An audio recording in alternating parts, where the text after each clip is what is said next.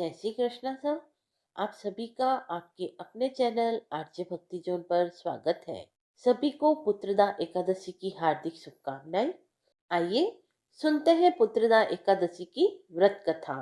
युधिष्ठिर बोले, श्री कृष्ण, आपने शुभकारिणी सफला एकादशी का वर्णन किया। अब कृपा करके शुक्ल पक्ष की एकादशी का महत्व बतलाइए। उसका नाम क्या है, उसकी पूजा की विधि क्या है और उसमें किस देवता का पूजन किया जाता है। भगवान श्री कृष्ण बोले, राजन, पौष के शुक्ल पक्ष की जो एकादशी है उसे मैं बतलाता हूँ, सुनो। महाराज, संसार के हित की इच्छा से मैं इसका वर्णन करता हूँ। राजन, पूर्वोक्त विधि से ही यत्न पूर्वक इसका व्रत करना चाहिए। इसका नाम पुत्रदा है। यह सब पापों को हरने वाली उत्तम तिथि है। समस्त कामनाओं तथा सिद्धियों के दाता भगवान नारायण इस तिथि के अधिदेवता है। चराचर प्राणियों सहित समस्त त्रिलोक में इससे बढ़कर दूसरी कोई तिथि नहीं है। पूर्व काल की बात है। भद्रावतीपुरी में राजा सुकेतुमान राज्य करते थे। उनकी रानी का नाम चंपा था। राजा को बहुत समय तक कोई वंशधर पुत्र नहीं प्राप्त हुआ, इसलिए दोनों पति पत्नी सदा चिंतित और शोकाकुल रहते थे। राजा के पितर उनके दिए हुए जल को शोक से गर्म करके पीते थे। राजा के बाद और कोई ऐसा नहीं दिखाई देता जो हम लोगों का तर्पण करेगा, यह सोच सोच कर पितृ दुखी रहते थे। एक दिन राजा घोड़े पर सवार हो गहन वन में चले गए। पुरोहित आदि किसी को भी इस बात का पता न था कि राजा कहाँ गए। मृग और पक्षियों से सेवित वन में राजा भ्रमण करने लगे। मार्ग में कहीं सियार की बोली सुनाई पड़ती थी तो कहीं उल्लुओं की। जहां तहां रीछ और मृग दृष्टिगोचर हो रहे थे। इस प्रकार घूम घूम कर राजा वन की शोभा देख रहे थे। इतने में दोपहर हो गई। राजा को भूख और प्यास सताने लगी। वे जल की खोज में इधर उधर भटकने लगे। किसी पुण्य के प्रभाव से उन्हें एक उत्तम सरोवर दिखाई दिया, जिसके समीप मुनिवरों के बहुत से आश्रम थे। शोभाशाली नरेश ने उन आश्रमों की ओर देखा। उस समय शुभ की सूचना देने वाले शगुन होने लगे। राजा का दाहिना नेत्र और दाहिना हाथ फड़फड़ाने लगा, जो उत्तम फल की सूचना दे रहा था। सरोवर के तट पर बहुत से मुनि वेद पाठ कर रहे थे। उन्हें देखकर राजा को बड़ा हर्ष हुआ। वे घोड़े से उतरकर मुनियों के सामने खड़े हो गए और पृथक पृथक उन सबकी वंदना करने लगे। वे मुनि उत्तम व्रत का पालन करने वाले थे। जब राजा ने हाथ जोड़कर बारंबार दंडवत किया, तब मुनि बोले, राजन, हम लोग तुम पर प्रसन्न हैं। राजा बोले, आप लोग कौन हैं? आपके नाम क्या है तथा आप लोग किस लिए यहाँ एकत्र हुए हैं? यह सब सच सच बतलाइए। मुनि बोले, राजन, हम लोग विश्वदेव हैं, यहाँ स्नान के लिए आए हैं। माघ निकट आया है। आज से 5वें दिन माघ का स्नान आरंभ हो जाएगा। आज ही पुत्रदा नाम की एकादशी है, जो व्रत करने वाले मनुष्य को पुत्र देती है। राजा ने कहा, विश्वदेवगण, यदि आप लोग मुझ पे प्रसन्न हैं, तो मुझे पुत्र दीजिए।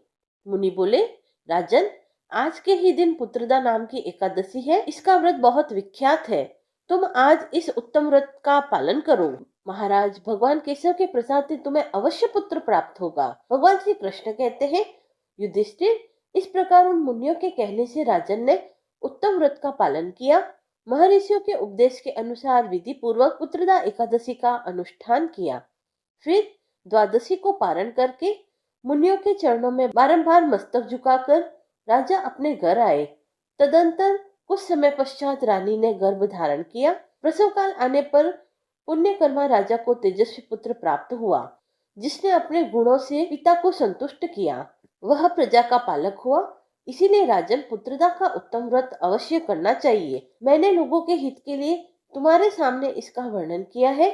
जो मनुष्य एकाग्रचित होकर पुत्रदा एकादशी का व्रत करता है, वह इस लोक में पुत्र पाकर मृत्यु के पश्चात स्वर्ग का गामी होता है। और इस महात्म्य को पढ़ने और सुनने से अग्निष्टोम यज्ञ का फल प्राप्त होता है। कथा समाप्त हुई।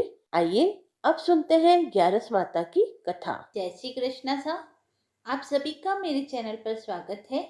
आइए सुनते हैं ग्यारस माता की कथा।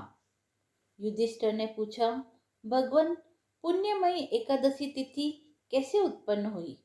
इस संसार में क्यों पवित्र मानी गई तथा देवताओं को यह कैसे प्रिय हुई? श्री भगवान बोले, कुंती नंदन, प्राचीन समय की बात है। सतयुग में मुर नामक दानव रहता था। वह बहुत ही अद्भुत, अत्यंत रौद्र तथा संपूर्ण देवताओं के लिए भयानक था। उस काल रूपधारी दुरात्मा महासुर ने इंद्र को भी जीत लिया था। संपूर्ण देवता उससे परास्त होकर स्वर्ग से निकाले जा चुके थे और संकित तथा भयभीत होकर पृथ्वी पर विचरा करते थे। एक दिन सब देवता महादेव जी के पास गए। वहां इंद्र ने भगवान शिव के आगे सारा वृतांत सुनाया। इंद्र बोले, महेश्वर, ये देवता स्वर्ग लोक से भ्रष्ट होकर पृथ्वी पर विचर रहे हैं। मनुष्यों में रहकर इनकी शोभा नहीं होती। देव, कोई उपाय बतलाइए।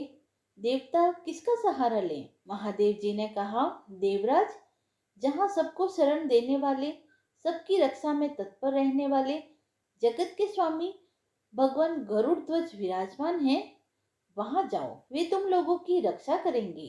भगवान श्री कृष्ण कहते हैं, युधिष्ठिर महादेव जी की बात सुनकर परम बुद्धिमान देवराज इंद्र संपूर्ण देवताओं के साथ वहां गए। भगवान गदाधर क्षीर सागर के जल में सो रहे थे। उनका दर्शन करके इंद्र ने हाथ जोड़कर उनकी स्तुति प्रारंभ की। बोले, देव देवेश्वर, आपको नमस्कार है। देवता और दानव दोनों ही आपकी वंदना करते हैं। मधुसूदन, हम लोगों की रक्षा कीजिए। जगन्नाथ, संपूर्ण देवता मूर नामक दानव से भयभीत होकर आपकी शरण में आए हैं। भक्तवत्सल, हमें बचाइए। देव देवेश्वर, हमें बचाइए। जनार्दन, हमारी रक्षा कीजिए, रक्षा कीजिए। दानवों का विनाश करने वाले कमल नयन, हमारी रक्षा कीजिए।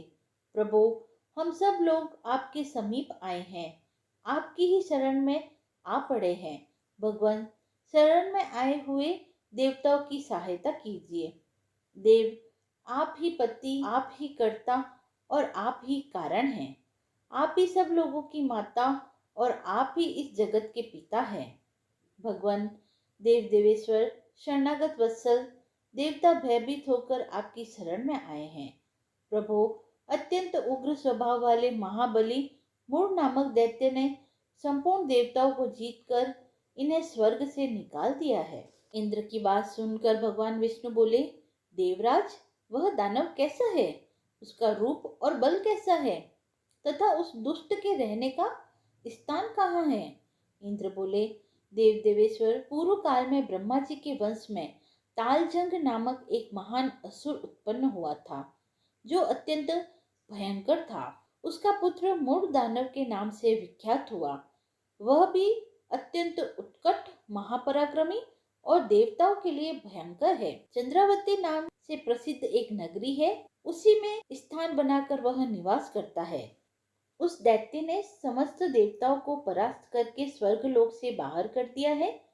उसने एक दूसरे ही इंद्र को स्वर्ग के सिंहासन पर बैठाया है। अग्नि, चंद्रमा, सूर्य, वायु तथा वरुण भी उसने दूसरे ही बनाए हैं। जनार्दन, मैं सच्ची बात बता रहा हूँ, उसने सब कोई दूसरे ही कर लिए हैं। देवताओं को तो उसने प्रत्येक स्थान से वंचित कर दिया है। इंद्र का कथन सुनकर भगवान जनार्दन को बड़ा क्रोध आया। वे देवताओं को साथ लेकर चंद्रावती पुरी में गए। देवताओं ने देखा, दैत्यराज बारंबार गर्जना कर रहा है।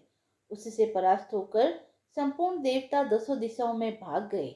अब वह दानव भगवान विष्णु को देखकर बोला, खड़ा रह, खड़ा रह। उसकी ललकार सुनकर भगवान के नेत्र क्रोध से लाल हो गए। वे बोले, अरे दुराचारी दानव, मेरी इस भुजाओं को देख। यह कहकर विष्णु भगवान ने अपने दिव्य बाणों से सामने आए हुए दुष्ट दानवों को मारना आरंभ किया।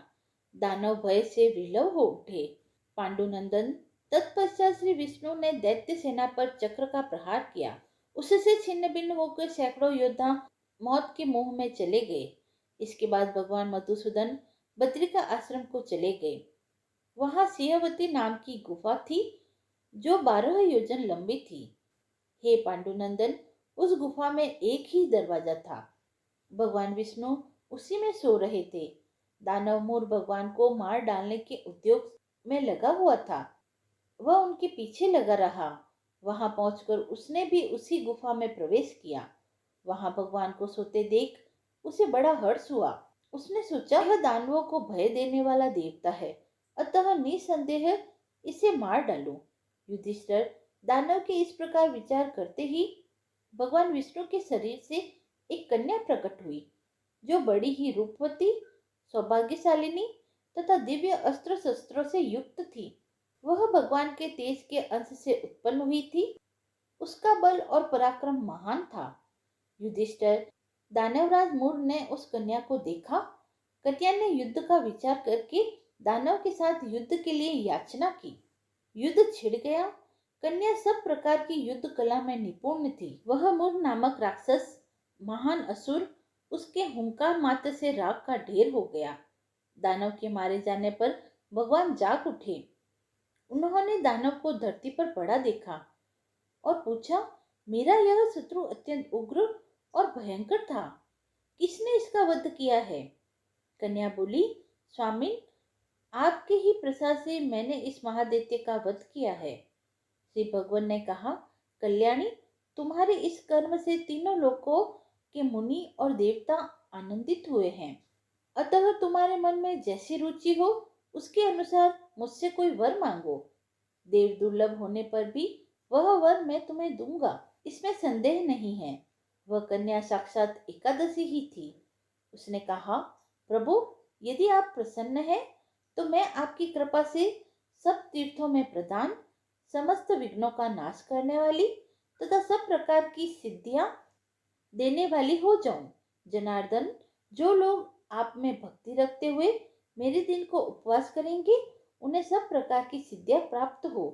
माधव, जो लोग उपवास, नक्त अथवा एक भुक्त करके मेरे व्रत का पालन करे, उसे आप धन, धर्म और मोक्ष प्रदान कीजिए। श्री विष्णु बोले, कल्याणी, तुम जो कुछ कहती हो वह सब पूर्ण होगा। भगवान श्री कृष्ण कहते हैं, युधिष्ठिर, ऐसा वर पाकर महाव्रता एकादशी बहुत प्रसन्न हुई। दोनों पक्षों की एकादशी समान रूप से कल्याण करने वाली है।